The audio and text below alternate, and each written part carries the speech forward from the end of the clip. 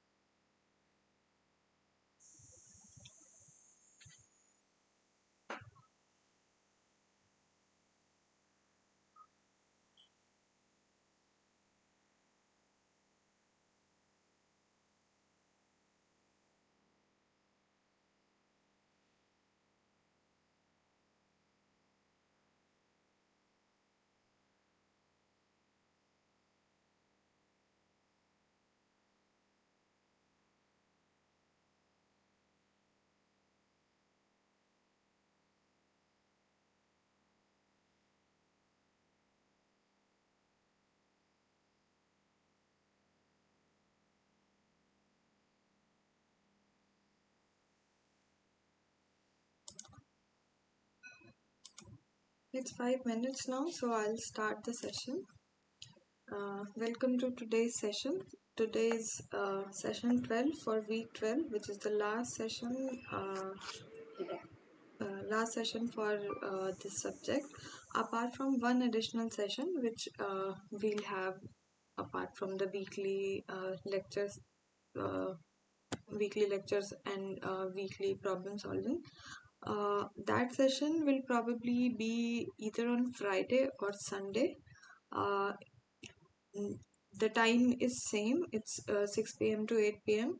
So the link for that session again will be communicated to you via email, as the link for all other sections is all other sessions is communicated. So it'll be either on Friday or Sunday this week. So it'll be before 22nd. Yeah. So Has the date been fixed, ma'am? We haven't got any information, no email, nothing. okay, so if you haven't gotten an email, then the date must not have been fixed yet. The date for an exam. You might get it. I think you've gotten a list where they've indicated whether your exam will be online or it'll be pen and paper based exam. That I Yeah, I think. think that we received. That says online actually. Okay. So you'll get the dates quite soon. They must have indicated though a last date by which your exams will be conducted. No, nothing actually. I don't know whether there is going to be an overlap because of Dasera. Dasera is 25th, 24th, 25th. So is it because of that that the dates are not decided? No idea. Okay, so I think whenever the dates are decided, you'll get an email. That is usually how it happens. So usually there is a preset date, but depending on how many people are actually registered for the exams, and if they can accommodate that number of people in one day or in one shift, based on that they release the final dates. So if you have not gotten the final dates yet, that means that there is still some scheduling that needs to be done, and after that you will receive your final dates. Everything you'll get in your emails only, so just keep a look on your emails. You will get a link to download your admit cards also. So and before that I think you'll get a link to choose your uh, center also. So which center you want to give the exam at, again that also you can choose. So I think that will be the first thing which you'll have to do, and once you do that they'll decide how many people are there appearing at one center, and based on that they'll communicate the final dates. Okay. So Okay. have you Thank you. already done that? Have you already chosen your exam Yeah, center? initially I gave three options they asked us. So I've given the three options in order of what is possible. Okay. And after that, there's been nothing except for this whether it's going to be system based or whether it's pen and ink. So I think ours is system based. My only question was, do we have long question answers also? Or is it objective type? This I don't know because I couldn't get in touch with the course instructor, but I can't say for sure that you won't have long answer questions. But because it is computer based exams, it is understandable that you probably will have some objective type questions. But even if you have long answer questions or something like that, there will be some provision of how you can enter your answers into the system. So I think you don't need to worry about that. Any Okay. whatever way the exam will be constructed or however it is planned, there will be provision for you to enter your answers efficiently. So you don't need to worry about that. And regarding sample papers or something like that, so all the exams for this subject have been online only. There has been no pen and paper exams. So I think because of that there aren't any previous year's question paper or sample papers available for this subject. uh, what I know, according to what I know so far for this, if you go through all the assignments, if you go through all the lectures and study material that is provided to you, you don't need to worry about anything else. If you are well versed with the weekly lectures and you have practiced the assignment questions, you will be very well able to attempt the questions that you get in exams. Okay. Thank you. Okay, so we've that cleared out. So we'll start this week's the lectures that we've covered this week and some questions associated with those lectures. So this was week 12, the last week of lectures, and these are the lectures that would have been covered this week. This would first include a lecture on time management, which includes what is time management, why do you need time management, what are the different components of time management, things like time structuring, how you prioritize time based on you have time priority matrix, etc. uh, all those components of time management, and essentially how all time management and related aspects figure in urban governance and urban management also. Then how to practice efficient time management practices and how to follow up on how you are practicing them. Those also would have been covered in this lecture. Next, you would have covered stress management. So that would include different types of stress, basically the U stress and D stress, what the stress, what they are, how they impact your functioning, how they impact functioning uh, in any organization, especially focusing on urban governance organization or related organization. How you, as an urban manager, you can help identify the stressors in your organization, how time stress interactions occur, how you can manage them to better influence the activity uh, and more effective activity in your organization.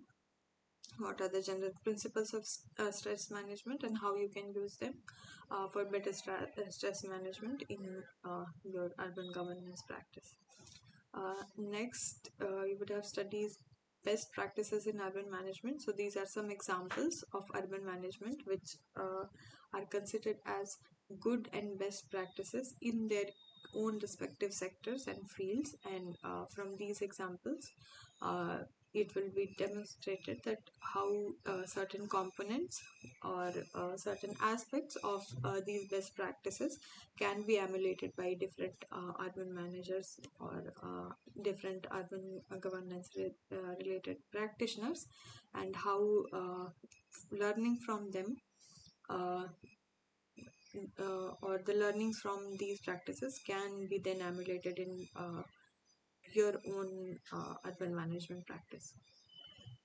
Uh, Following this, aptly, you have reflective learning and excellence, which is a lecture on why continuous learning and excellence is necessary. What are the different methods and tools you can use for reflecting upon experiences or your own experiences or experiences of other? What are the different tools which then you can use for learning from those experiences, which is again called reflective learning. Then you would also would have learned about a few initiatives that exist, which have been taken by the government of India or essentially MOHUA and the National Institute of Urban Affairs, which enable across peer learning and reflective learning from using different tools, like creation of repositories of best practices and other knowledge sharing and experience sharing platforms from which you can effectively practice reflective learning and continued excellence. Also, you would have learned a little bit about what role urban managers and people associated with urban governance have in this in the scope of reflective learning and excellence. Last lecture is not essentially a lecture, but more of a doubt clearing course summary and what resources you can further access for further reading or any doubt clearing if you want. So in this you would have had a background or summary of what are the course objectives, what objectives essentially we try to fulfill from these courses, from this entire course, focusing on the structure of the course and what the course tried to cover, and what are the additional references, reading references that you can use to further read on uh, the parts of this entire course. So this is what has been covered in the lectures this week. We now move on further to some questions related to the lecture in week 12. So this is our first question, which is stress can bring psychosomatic ailments in people. Is it a true or a false statement? So first we need to understand what psychosomatic ailments are. So psychosomatic disorder is basically a physiological condition or a psychological condition which involves occurrence of physical symptoms which usually lack a medical explanation. So, for example, uh, whenever you get physical symptoms, usually there is a medical explanation behind them, or they are occurring because of a reaction to some kind of physical condition which your body is facing. So, if you have a cold, maybe you have gotten cold because of an infection, or maybe as a result of allergies or something like that. So maybe you have a rash, so that rash can be from an allergy to some external element. So usually uh, the physical symptoms that you're facing that can be explained or can have a medical explanation and can be explained that it is occurring because of an external physical uh, thing or a physical reaction which is occurring to your body. However, in case of psychosomatic disorder, there usually isn't a medical explanation uh, on why your body is experiencing certain kind of physical symptoms. So essentially, why your body is experiencing the symptoms is are related to psychological conditions which your body is facing. So it is not a reaction from something which is external to your body or external to your environment, and it's physical and external to environment and is affecting you, but it is linked to your internal psychological condition of your body, and because of that you have a certain uh, reaction occurring in your body.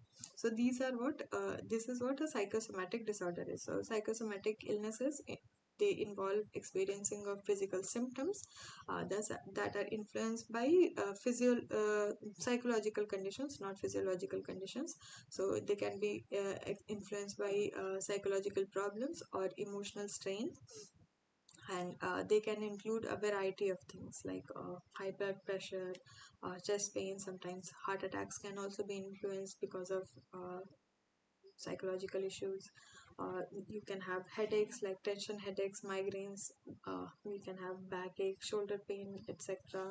You can have heart palpitations. You can even some people develop allergic reactions to intense. In case of intense stressful situations, some people even get asthma attacks, etc.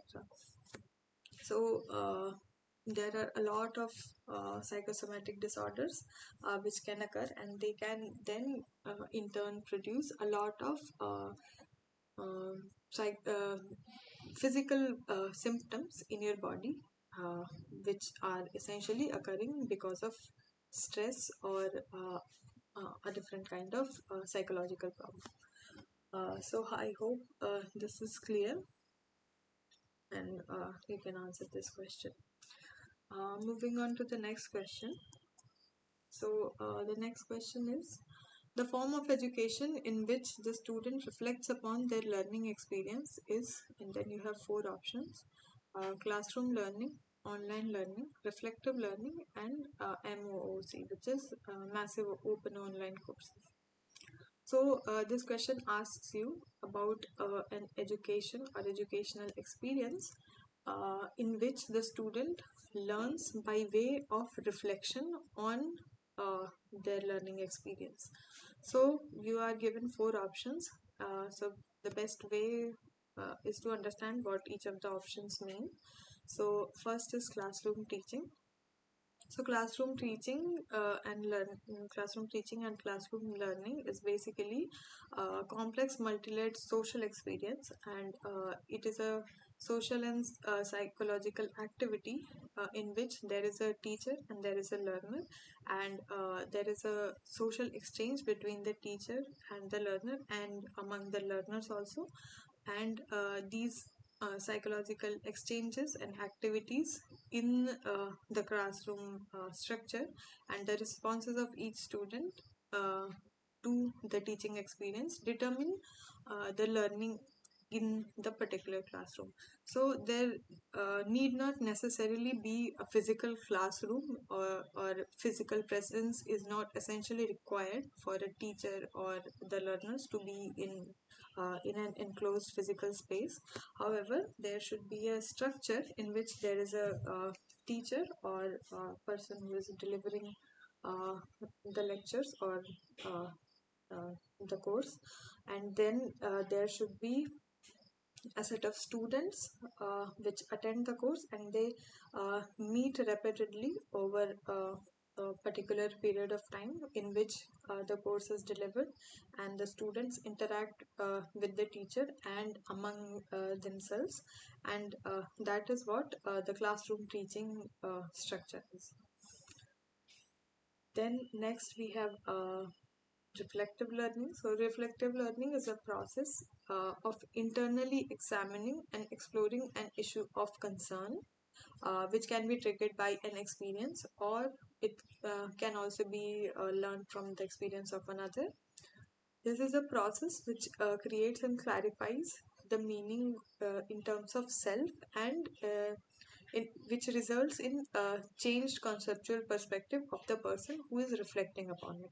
So essentially, it is a process, learning process undertaken by one person or one organization or someone on their own, and instead of a teacher who is teaching them, and you being a part of a class or a classroom in which you are interacting with the teacher or your peers, you reflect upon, instead of doing that, you just take either your own experience or learning from someone else's experience or someone else's learnings, and you take that and you reflect upon the process and meaning and the concepts of that experience or something else on your own, and reflecting on that then brings about a conceptual perspective on that problem or on that experience, and it creates meaning and clarifications for you from that experience, and you then get out what that experience or learning is, how it is relevant in your own context. So that is what reflective learning is. Then we have online learning. So online learning can be related to several different types of modes of education. Uh, it can be things like distance learning, distributed learning, computer mediated learning, and e-learning. The key here is that there should be some mode of communication in this type of learning, which is done through an online source. So either uh, it's a distance learning course in which you are sitting at a distance, and the course material is supplied to you through an online source. It is communicated to you through an online source. Maybe the examinations are conducted by an online mode. The doubt clearing occurs in an online mode. Maybe teaching or delivering of lectures are done in an online mode. So some part of communication related to the exchanges in the learning and teaching process is supported by an online communication channel. That is the essential part of online learning. It can be all of the components of a learning teaching communication can be online, or some parts of it can be online, other parts of it can be in person also. But essentially, if some part of any learning teaching experience uses an online mode for the learning teaching communication, then you can call that mode of learning or teaching as an online learning experience. Next, you have massive open online courses, so or MOOCs. So it is essentially a subset of online learning. So, but how you can differentiate is by focusing on the three terms, which is massive, open, and online. So online, again, it is a part of online learning. So it is a subset of online. So some kind of communication related to the course will be online. It can either be uh, uh, distribution of study material, or examination, or teaching, learning, etc. It will be through online method. Second is massive. So it is not something which is designed for a small cohort, for a small group of people where one person is delivering a lecture to a certain number of people, but it is designed for to be followed or taken up by a massive number of people. And then next is open. So it is an open online course. So it is not regulated by there is usually a very low barrier to entry to who can take this course or who cannot take this course. Usually they are also supported by free resources or freely accessible online resources, again reducing the barrier to entry to taking the course. And usually the people who take this course, they self-organize their participation. They set their goals of what to learn, what to get out of this course. They set that usually they also set the timelines on in which they will follow the course, and what output they want from this course. So usually it's a self-organized participation kind of a model. That is what is meant by open. So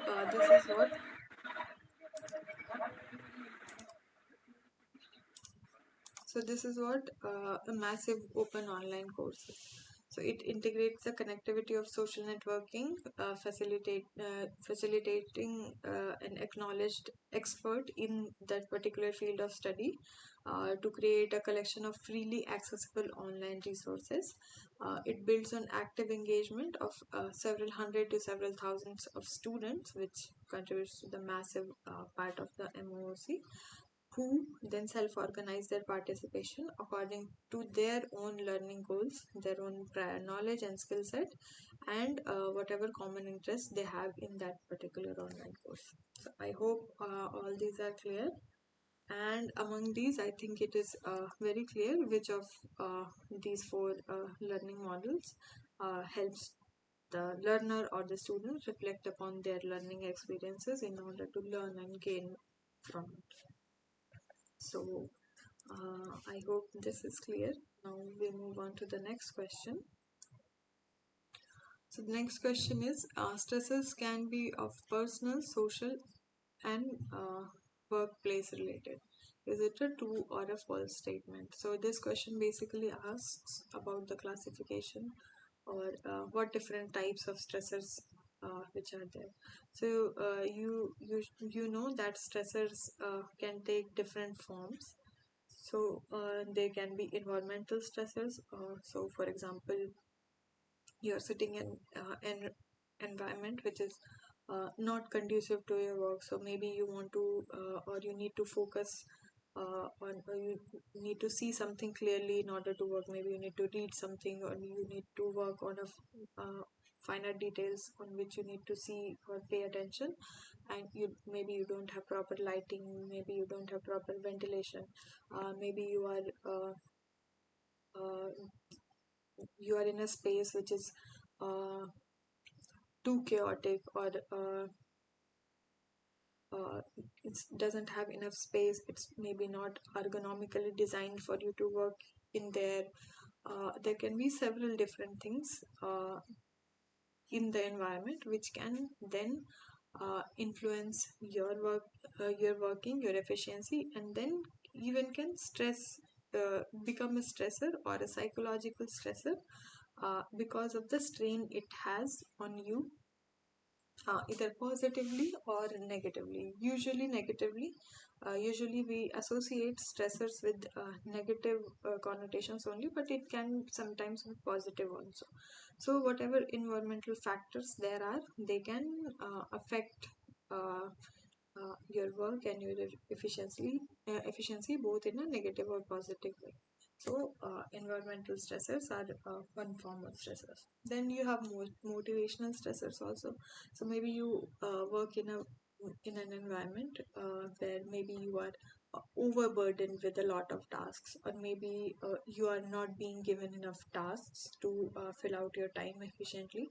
So you are working for some time, and there are large spells of time where you don't have any work at all, and you just sit and do not do any work. Maybe you don't get work assigned in a timely manner. Maybe your management team is not efficient enough, and they don't pay attention to how work is assigned to you regularly or not, or in a appropriate manner or not, focusing on your skill set, focusing on your time requirement. Maybe the management or the people who are managing you, they don't pay attention to what remuneration you're getting for your work. Is the remuneration enough? Are they focusing on your motivational needs or not? Do you feel motivated? Do you feel incentivized to do your work or not? There can be several things which can affect your motivation for work also, and they then can act as motivational stressors in maybe in your personal life, in your social life, or even in the workplace. Then there can be behavioral aspects also. So behavioral aspects can be something which maybe you have learned through your experiences, through your learning, or can be influenced from people, or the behavior of the people around you, from your co-workers also, or people from your superiors or your management team also. So again, their behavior again then can be a stressor. So all these things, these can happen in your workplace also. These can happen in a social situation also. So if you are in a social situation where you feel pressured to do a lot of work, or you don't feel motivated to contribute to it because you don't think uh, that it is contributing in a positive way. Maybe the environment in which the social gathering is happening, you don't like the environment. It is not conducive to be there at that particular period of time, or maybe it is for a longer period of time for which the environment is not conducive. There can be several things. Again, in your personal life also, uh, all of these three factors can occur, and they can become stressors in their own way. So again, there are environmental, motivational, and behavioral different kinds of stressors, and you can experience them in your personal, social, and workplace, all of in all of the situations. Uh, Identification of all of these stresses is essential to maintaining and improving performance and efficiency in all of your situations, be it your personal life, your social life, or in your workplace. So again, you need to identify essential stressors which are negatively affecting you or positively affecting you, and then manage them effectively in order to increase your work performance and efficiency. So I hope this is clear. We move on to the next question. So the next question is, in which state of India Alvarvini was an experiment in improvement of urban and rural transport? So this is a question that you that comes from the lecture on best practices in urban governance and management.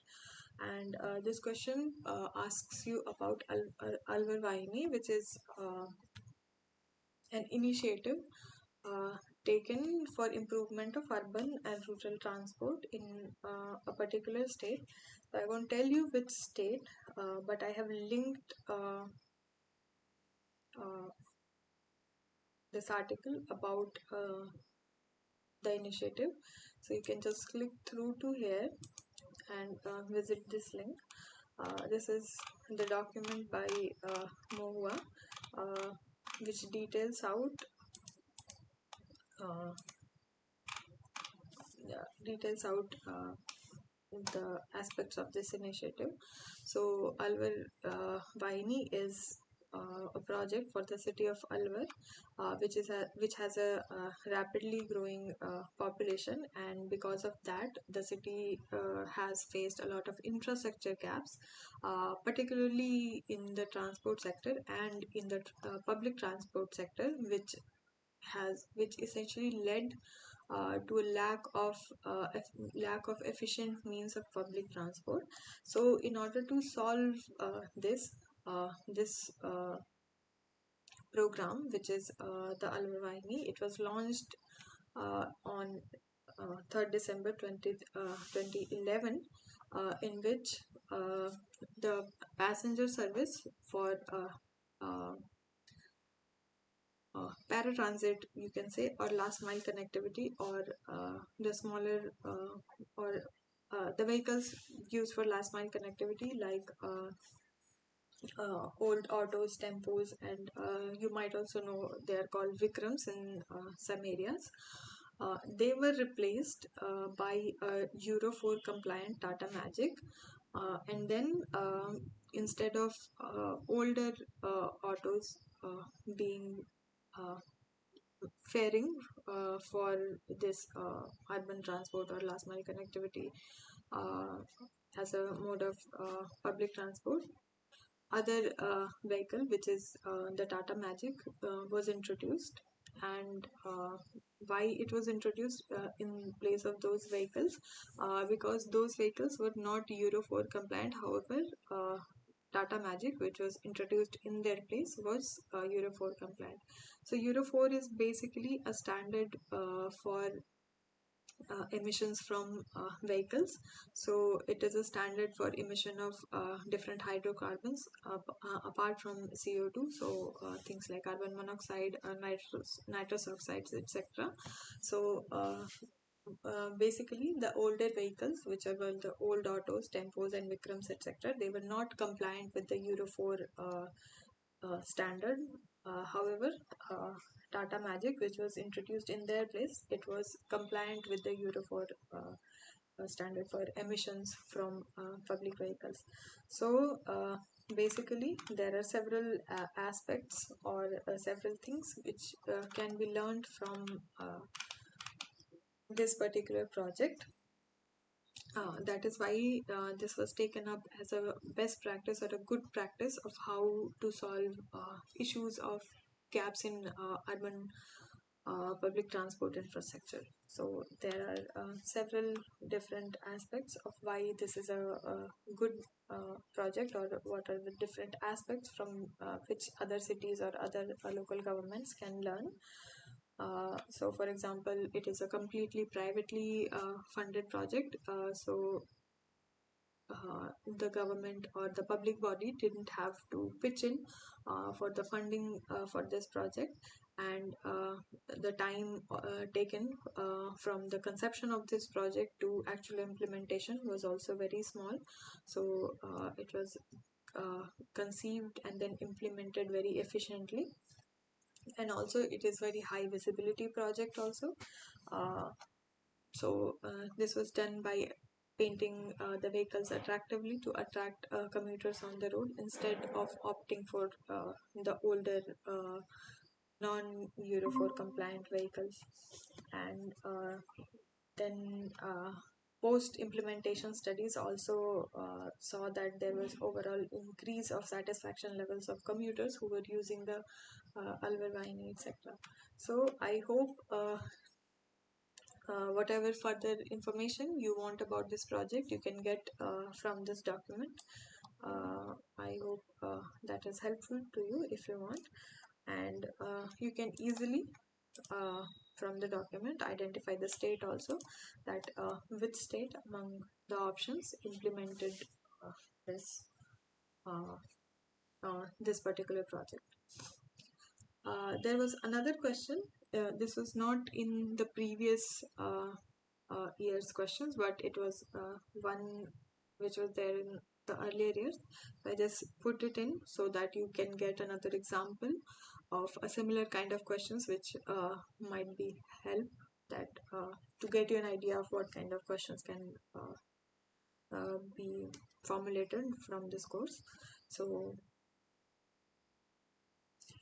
this is similar to the previous question. This is example of the Fazil Ka Eco Cap, which is again an example of a good practice or a best practice in terms of or in the field of urban public transport. So Fazil Ka Eco Cab is a rickshaw service, and it is again, this question again asks you that in which state was it implemented. So it was Fazil Ka Eco Cab is basically a cycle rickshaw service, and it is very similar to dial a cab or a taxi service, where you can call to uh, call to a number to ask for a cab or a taxi service. But instead, in this case, instead of a cab or a taxi, you are calling a rickshaw. So it is a very good example in the field of non-motorized transport and integration of communication technology, which is basically making the EcoCab more accessible by providing dial-in service for getting to the or calling the cab to wherever you wanted.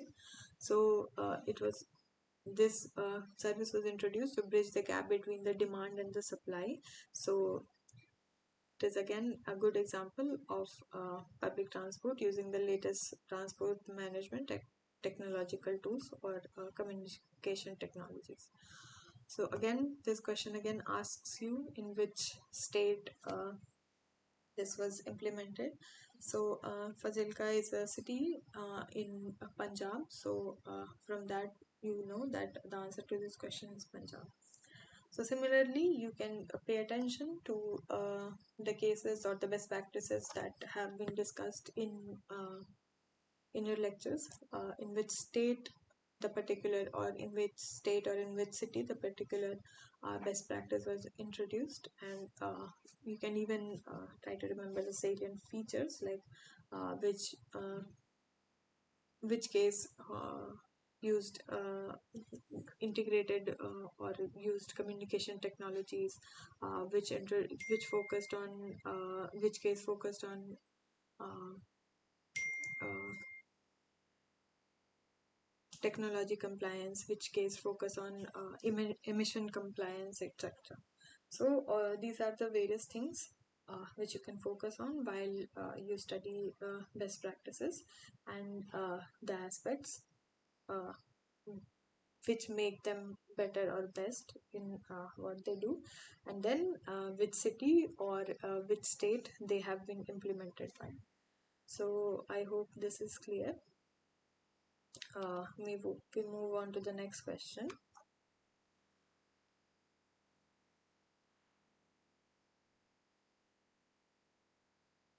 So the next question is, choose the option which describes one of the stress reduction methods, and you have four options: procrastination, postponement, creative imagery, and delaying. So I'll just tell you what all of the four options mean. So creative imagery is basically the use of vivid or figurative language to represent objects, actions, or ideas. It is the use of expressive or evocative images in art, in literature, or in music to engage your mind, uh, to in order to help you express yourselves through a figurative language or vivid imagery, either through art or through literature or through music. So that is what creative imagery is. What is procrastination? It is basically habitual behavior or your behavioral characteristic to put off doing something out of habit, out of carelessness, or out of laziness. So it usually happens when a person finds a task either not engaging, boring, or maybe too daunting. If even sometimes it happens if the person finds a task to be too big to deal with, so instead of trying to deal with it in shorter chunks, they just try to keep putting it off uh, in order to escape from it due to habitual laziness or habitual carelessness. So that is what procrastination is. Postponement. So postponement and delaying are quite similar. However, postponement is something which has an end. So you are trying to rearrange or recalibrate when the particular event that you are trying to postpone is going to end. So postponement is to cause or to arrange for a particular event to take place at a time which is later than what it was planned for. However, delaying is postponing until a later time. So often what the later time uh, is not identified, that till when something is delayed to. And delaying can have both aspects. It either the end uh, of a particular event or a particular project can be delayed, or even the speed at which the project or the particular event is running, that also can be slowed down uh, than what is expected from that particular project, or what is desired from that particular project or that particular event. So I hope all these are clear, and I think you can very easily choose from these that which of these can help you reduce stress. So creative imagery is something which can help you express yourself, express how you feel through art, literature, and music. So essentially you can express how you feel, uh, and then that expression and that understanding and that cathartic experience then can help you reduce stress. Procrastination, postponement, and delaying are often uh, uh, ways in which people react to when they are faced with a stressful situation, but that usually is a uh, uh, automatic negative reaction to stress, but it's not a way in which you can essentially reduce stress. So I hope that is clear. uh,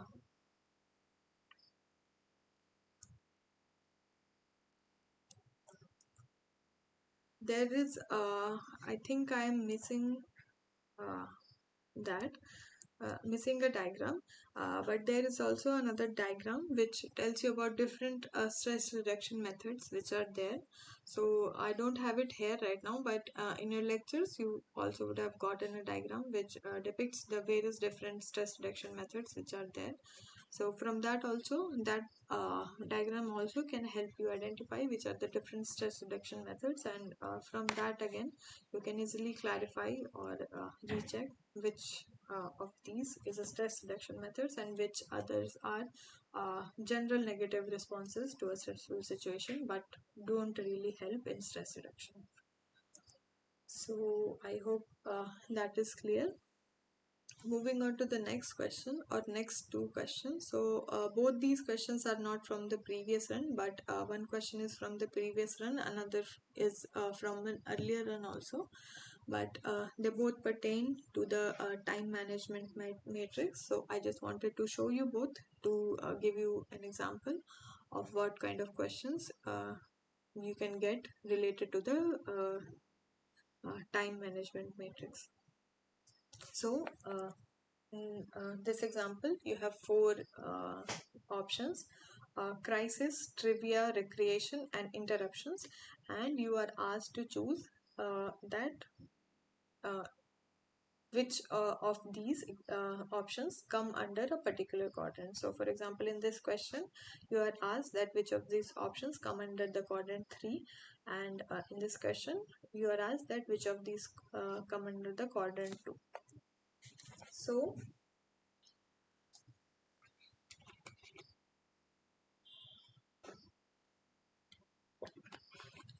for this, you essentially need to understand what the time management matrix is and what each quadrant signifies, and based on that you can easily understand or you can easily identify that each of these elements, which quadrant these belong to. So this is the time management matrix. It has an x-axis and a y-axis. So here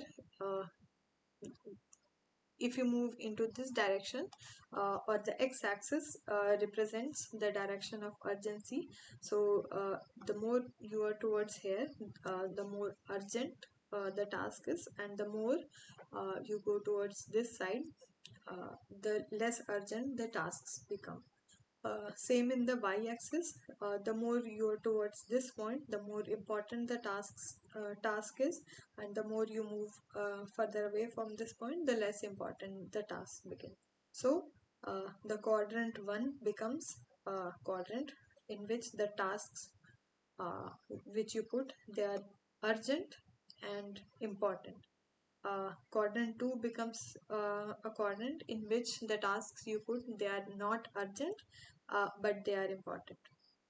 Quadrant 3 relates to the tasks which are urgent but they are not important, and quadrant 4 relates to the tasks which are neither urgent nor important. So something which is urgent and important is basically something which either has a hard deadline which you need to meet, and the performance of that particular task or that particular project holds a huge importance. Maybe it is a pressing problem which you need to solve, or maybe doing that particular task will gain you a significant output or significant result which is really essential, plus that has a particular deadline by which it needs to be finished. So that is a certain kind of task or an project or something which needs to be put in quadrant 1 for things which are both important and urgent. Then comes things which are important but they are not urgent. So these are things which are important to do. So maybe a problem which is important to be solved, or maybe something which you need to do which will give you results or outputs which are really important for you to gain, but they don't have a strict deadline. They are not urgent. They can be done now or they can be done at a later time also. So these can be things like relationship building, or you finding new opportunities for yourself or your company or whatever. This can involve things which include long-term planning. So things which are not needed to be done now, but they are essential and important to maybe your growth or your increasing efficiency or your better performance or your company's better performance, but it can be planned for later. It can even include things like preventative activities. So you want to prevent something negative at a later point. It is not happening right now, but you can do some things to stop that negative thing happening from a later time. So that is again something which is important to do, but is not important to do right now. You don't have a strict deadline because it is going to happen later. Then there can be things related to personal growth also. So if you want to do something for your personal growth, it is important because it will add to your maybe increased productivity, increase efficiency,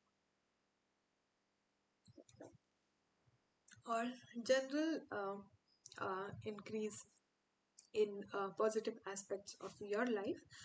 However, these pertain to long time growth, so you can work towards them, you can plan for them, you can work slowly towards them, but they don't have a fixed or hard deadline which is approaching soon, so they are not really urgent. So these are certain kinds of tasks which come under quadrant 2, and they are important to do, but they are not urgent as they don't have a strict deadline or a close deadline.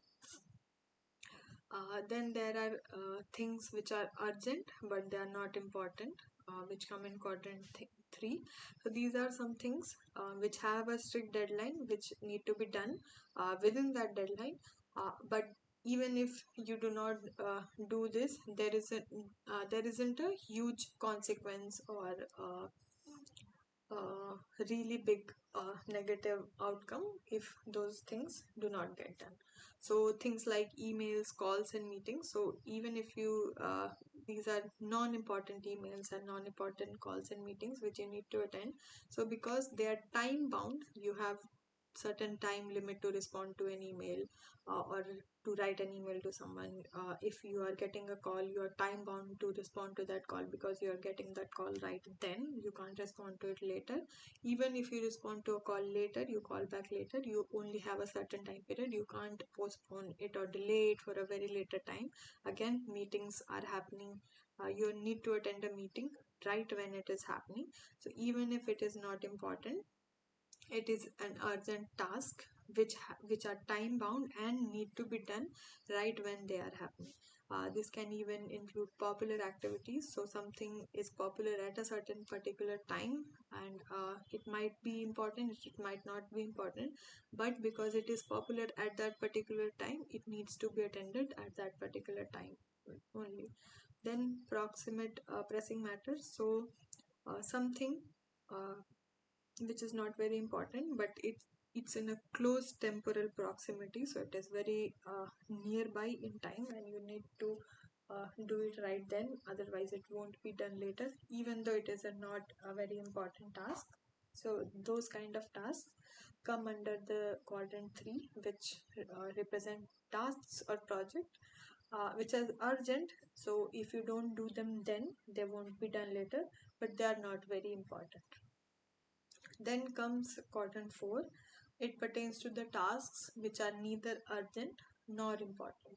So you don't have to do them right now. You can do them later. They don't have a strict deadline of when to be done, and they are not important also. So no matter you do them or you do not do them, they don't have a very positive or a negative overall impact on what your output or what your goal is from that particular task or particular project. So these includes things like busy work or time wasting things, even some calls and emails. They neither are urgent nor are important. Again, they can even go in quadrant 4. And then it includes pleasant activities or recreational activities which are neither urgent, you can do them in your leisure time, and recreational activities which don't really contribute to your personal growth, they can again uh, count as non-important activities also. So this is your time management activity matrix. So quadrant 1 are the things you need to focus on. Right then, they should be your priority. Quadrant 2 are the things for which you plan. For you need to plan effectively and essentially, so that when the time to do them comes, you can do them more efficiently.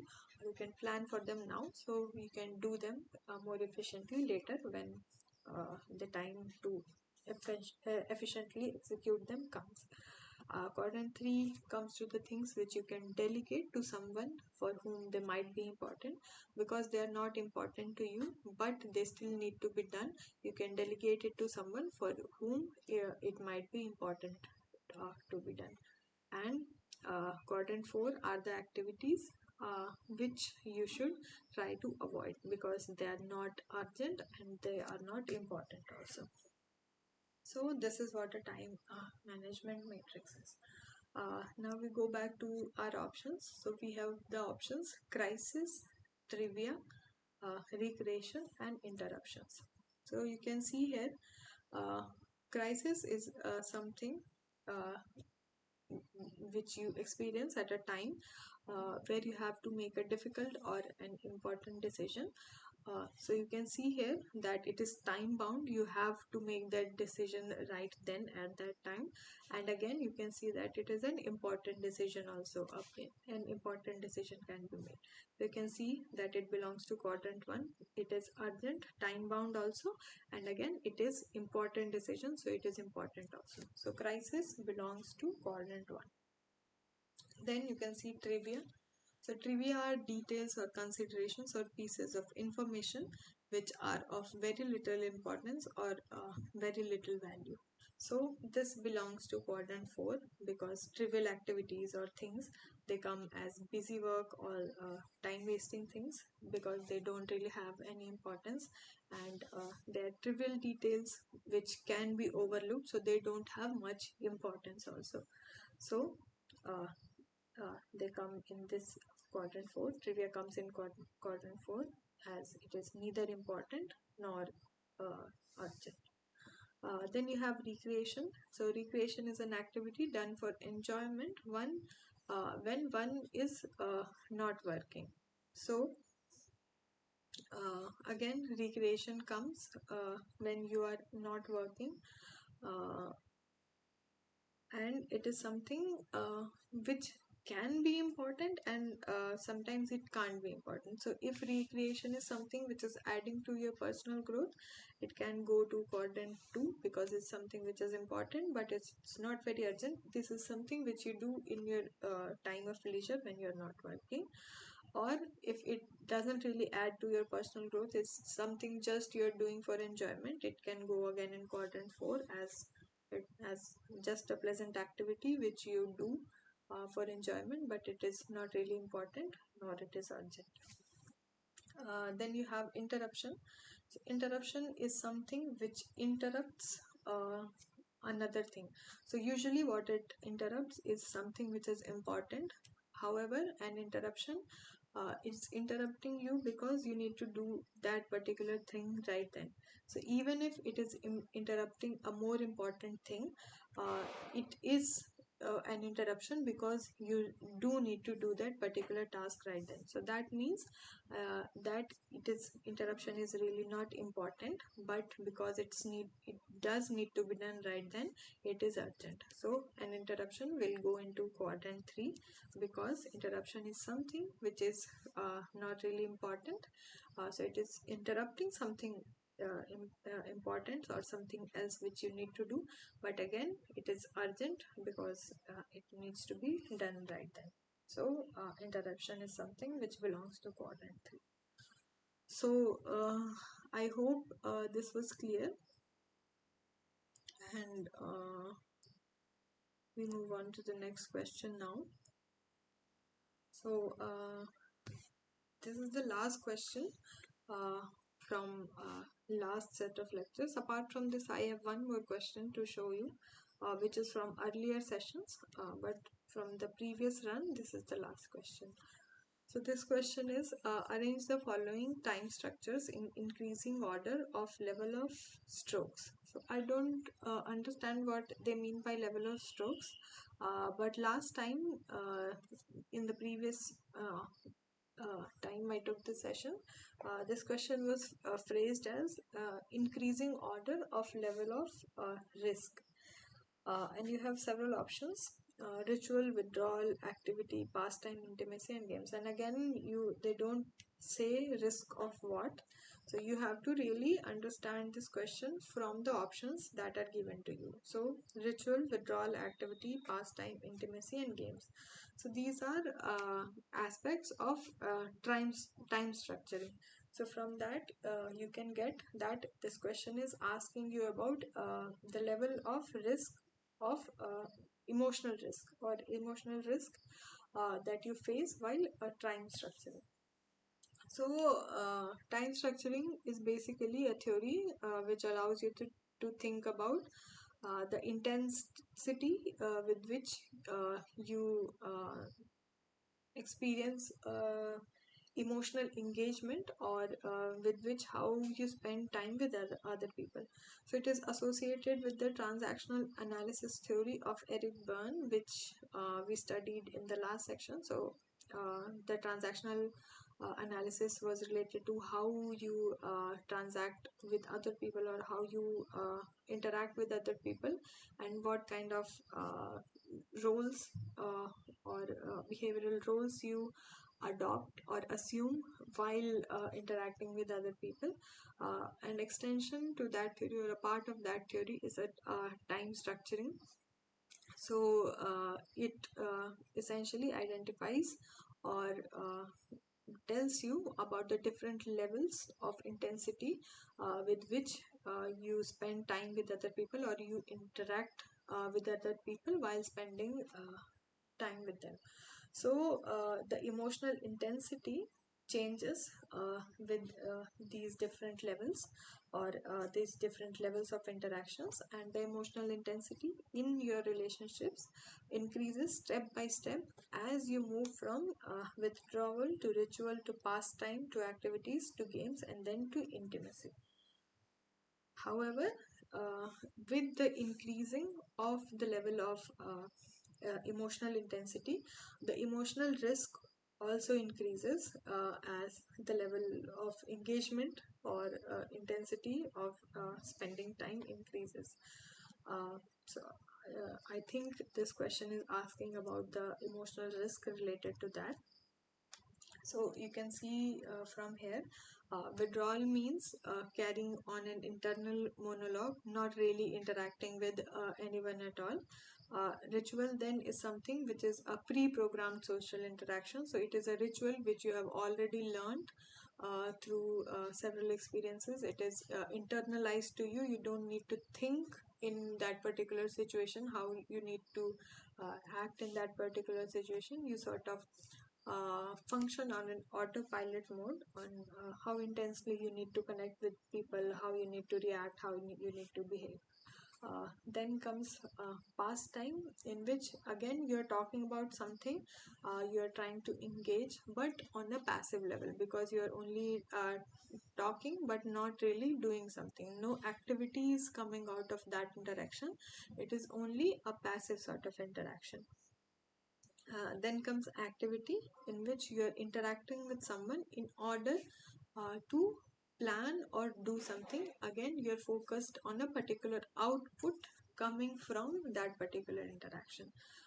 Then comes games. So games are transactions or interactions where uh, the both people get something out of the situation or the interaction in the end. So there is an output from that certain transaction.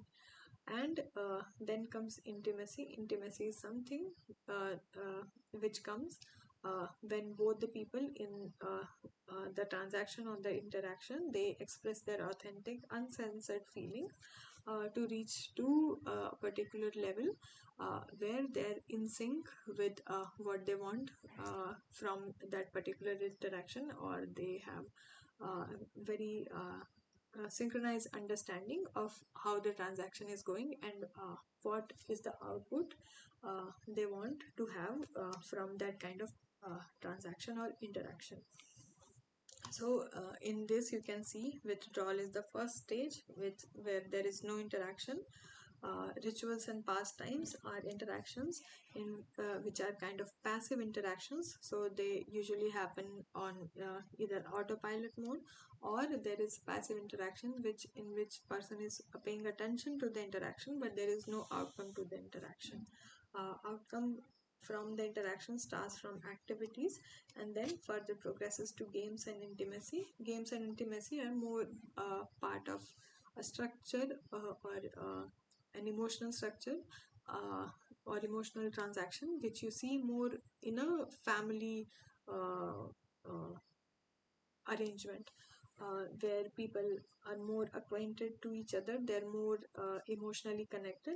Again, uh, the level of emotional intensity or emotional connection in these in all these levels of interaction again reflects the level of emotional risk also. When there is only no interaction with another individual, there is no emotional risk that the particular person face, because it is only an internal monologue. They are withdrawn from any kind of interaction and they are not interacting at all.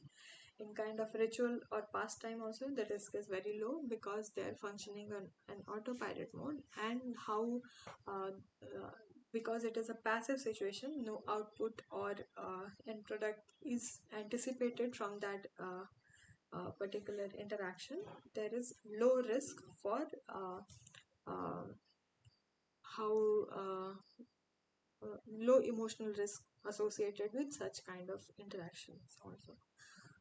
Then the emotional risks increase as these interactions become more uh, these interactions become more active, as people interacting want some kind of output from this interaction. And again, emotional risks become more when they uh, express their authentic feeling and try to be emotionally synchronized with the person with which they are interacting, to get a certain kind of output from that interaction. So I hope this was clear. Moving on to the last question for today. So this was not a part of previous year questions, but I brought it because it was from even earlier runs of this course. This is a question which basically talks about eustress and distress, and it is important because sometimes this question can be confusing. So this question is asked. This question asks that both eustress and distress are typically perceived as stress with negative effects. Is this a true or is this a false statement? So basically, you have to understand the stress is not always a bad thing. Usually we have a negative connotation associated with stress, but stress is simply the body's response to a particular change that creates taxing demands on the body. So stress is basically an adaptation reaction of any organism which is put under a taxing situation, or which put or a stressful situation, which produces taxing demands on that particular organism.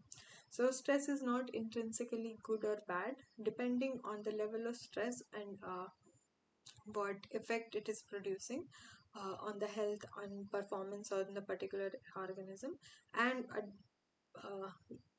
several other interactions with the body of the organism with its environment, as well as history of such interactions. You can identify if it's a positive response or a positive stress response of the body, or if it's a negative stress response. So the positive stress response which a body shows while experiencing such certain taxing demands are termed as eustress or positive stress. And in case of negative stress response, it is termed as distress or negative stress. So there, eustress is something which someone experiences when they face a challenging or a taxing situation, and because of that challenge or that stressful demand which is put upon them, they are motivated to get over that particular challenge. They focus more of their energy towards solving that particular problem and that challenge, and they feel excited about that particular challenge, and it essentially improves their performance. So it is basically something is asked of them which is not suitable to which is not in line with how they usually performs, but it is in a certain it is within the coping abilities of the particular person, uh, with which they can still cope with, or they can still get done what is being asked of them. So in that case, they don't feel daunted by the stressful task, but they feel more motivated. They try to focus more of their energy, and in turn, it improves their performance, and it lies within the coping abilities of that person. So basically that is what eustress is. So it has the following characteristics: it motivates the person, they use more of their energy and they focus more of their energy on that particular task. Eustress is in short term, so it is not a long term thing.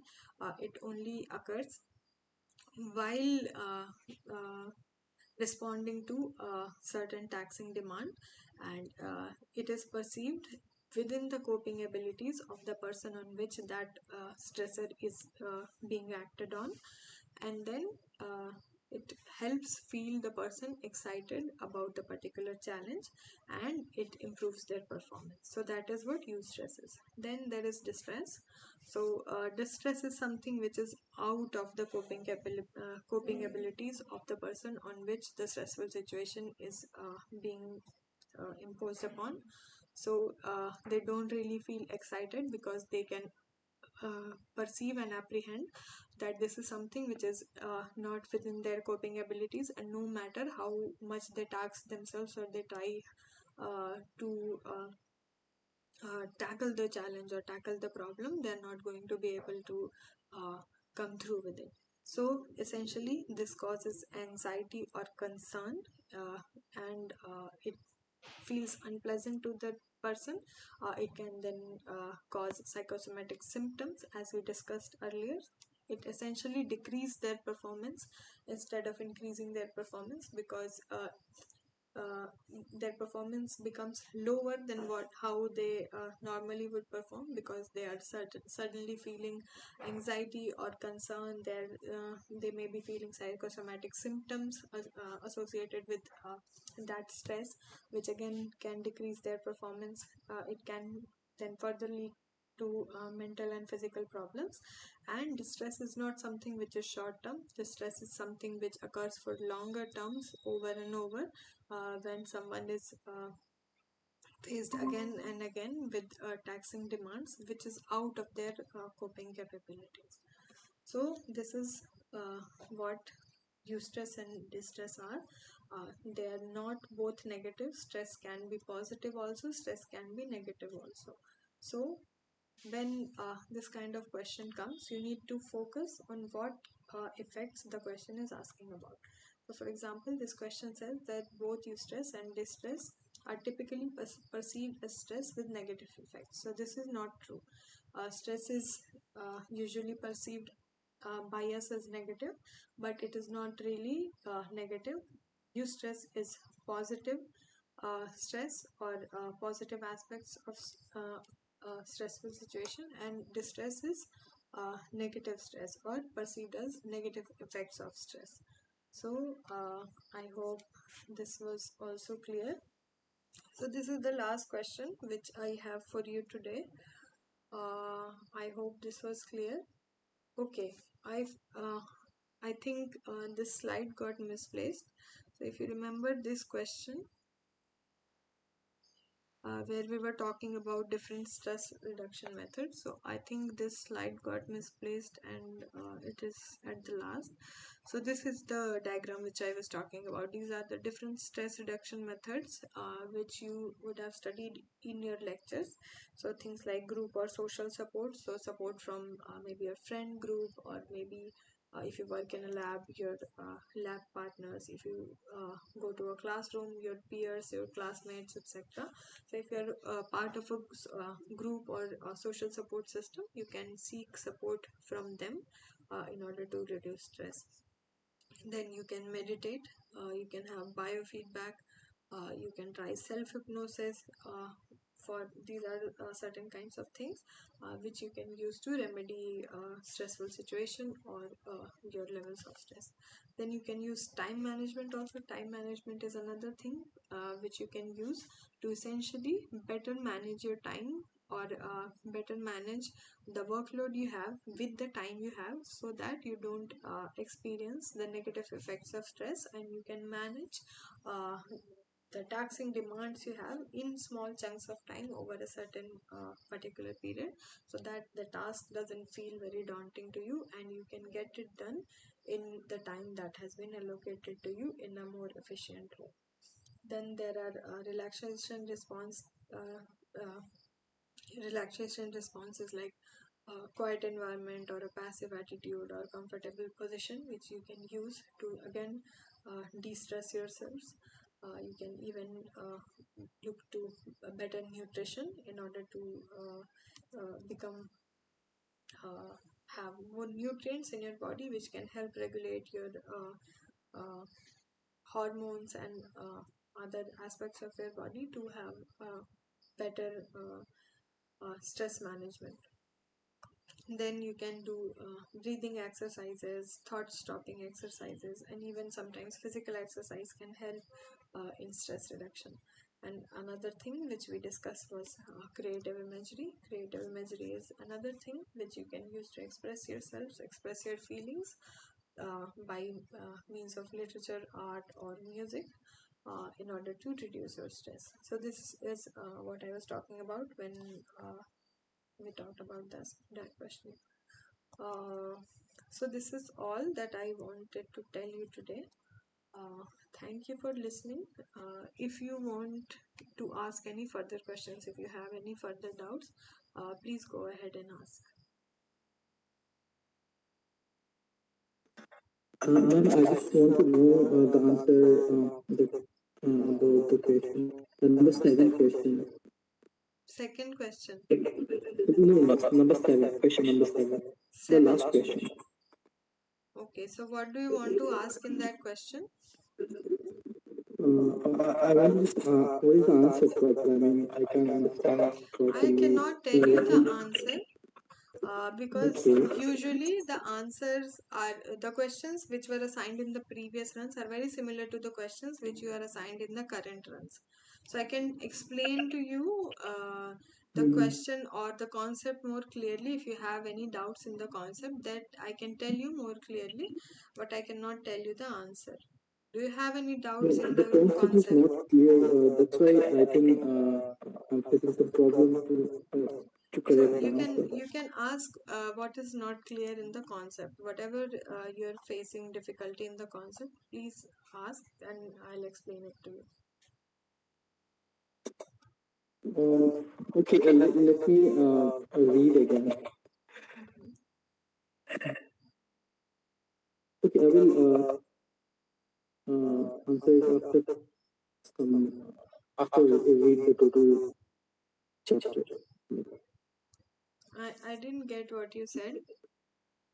I will find the answer after I total read the chapter parent. Okay, no matter. It's okay if you want some more time to read. While we take other people's question, you can read the concept. Uh, Another thing you can do is that we'll have another session after this. This is the last week session, but we have an additional session scheduled for later this week. It will be either on Friday or on Sunday. You'll get an email about that also. So if you even after reading that you still find that you are unable to understand or you have some doubts or some problems, please come to that session and you can ask your question in that session. So do not worry if you can not ask your question right now or you need more time. We have one more session, one last session in the coming week. So if you have any doubts, any problems, not only from this session, from earlier sessions also, if you have any questions, you can bring your questions to the last session, which will be later this week. This is the last session for this subject. So I'll really encourage all of you to go through all of the course material. All of the doubt clearing sessions are online. You can get links to the YouTube videos of all the sessions, and you can go visit those links. You can see earlier doubt clearing sessions. You can access all the study material. All of the PPTs which I make are shared with everyone. You can go to all of them, access everything which you want, and if you still have any further doubts, please bring them to the next session, which will be the last session for this course. So, does anyone have any more doubts?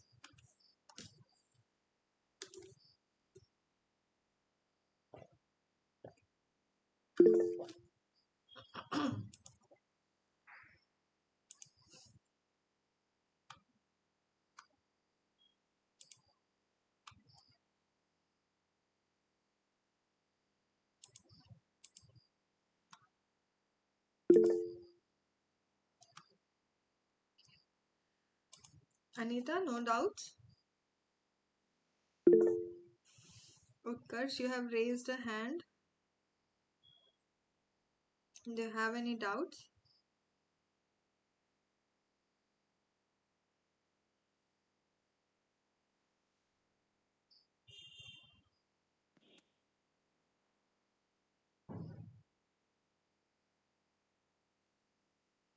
I think you are trying to speak, Utkarsh, but I can't hear you. So if you have any doubts, you can just type it in the chat box in the in-call messages.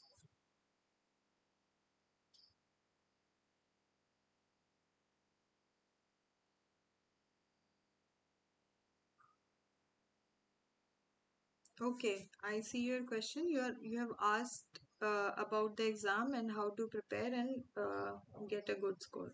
So, in order to prepare for the exams, Utkarsh, you need to only focus on the lectures which you have gotten. Do all the assignments properly. Go back to the assignment questions. Try if you want to practice from the assignment questions. We have questions from the previous session also. All of the questions are there in the shared folder. I have PPTs for all of the questions. You can go practice those questions also. And if you go through all of the lectures, if you go through all of the study material that is provided and you practice the questions, you can handle the questions in the exam well enough. I don't know if you've seen, but the exam will be online. So it is not a pen and paper exam. It is an online mode exam. So you can expect that you will have objective questions in your exams. There might or might not be subjective questions. I can't definitively tell you that you'll have subjective questions or not. You might have subjective questions, or you might even have all objective questions also. That depends on how the paper is set. But even if you have subjective questions, there will be proper arrangement for you to answer subjective questions in the online mode. So I hope that is clear. Any other questions you have?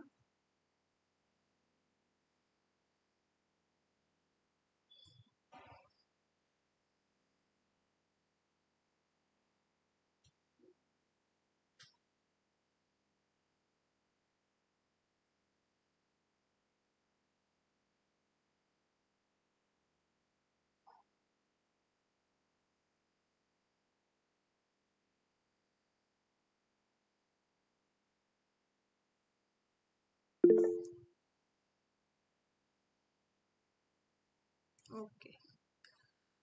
So if no one has any other questions, should we close the session for today?